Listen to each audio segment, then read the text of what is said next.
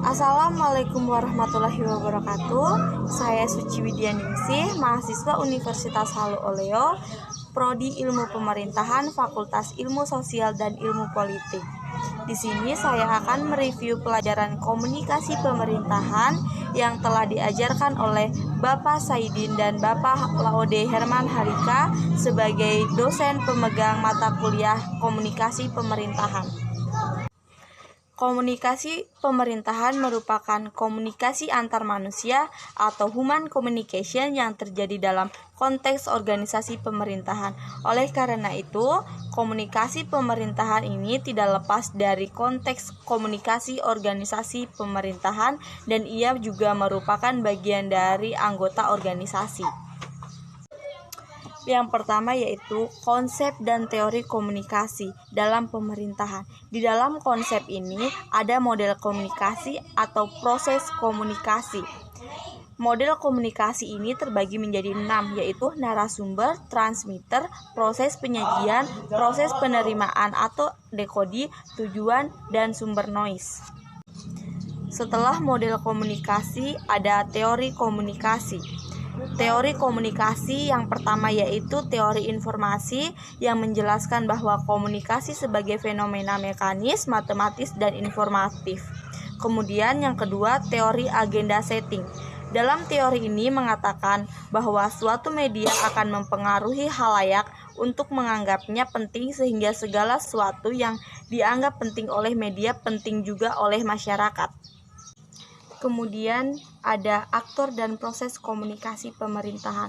Menurut Erliana Hasan 2005, komunikasi pemerintahan adalah penyampaian ide, program dan gagasan pemerintah kepada masyarakat dalam rangka mencapai tujuan negara. Kemudian melalui komunikasi eksekutif, pemerintah atau administrator mempengaruhi pemahaman sikap dan perilaku birokrasi dan masyarakat. Di sini juga ada dinamika pemerintahan. Dalam dinamika pemerintahan ini ada 3 pembagian teori komunikasi dengan sistem politik yang berlaku di negara. Yang pertama yaitu konsep komunikasi dalam sistem politik otoritarianisme, yaitu komunikasi di mana lembaga infrastruktur politik yang mengatur bahkan menguasai sistem komunikasi yang menghubungkan antara suprastruktur dan infrastruktur.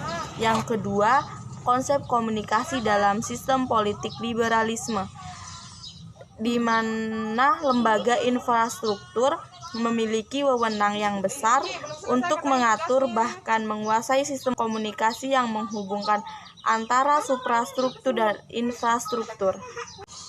Yang ketiga, komunikasi dalam sistem politik sosial responsif adalah lembaga infrastruktur politik mengatur bahkan menguasai sebagian besar komunikasi yang menghubungkan suprastruktur. Artinya bahwa negara lebih besar memiliki pengaruh dalam mengendalikan media komunikasi dalam masyarakat, tidak memiliki daya yang kuat untuk mengendalikan komunikasi bahwa hanya bisa menerima. Kemudian komunikasi pemerintahan dalam good governance.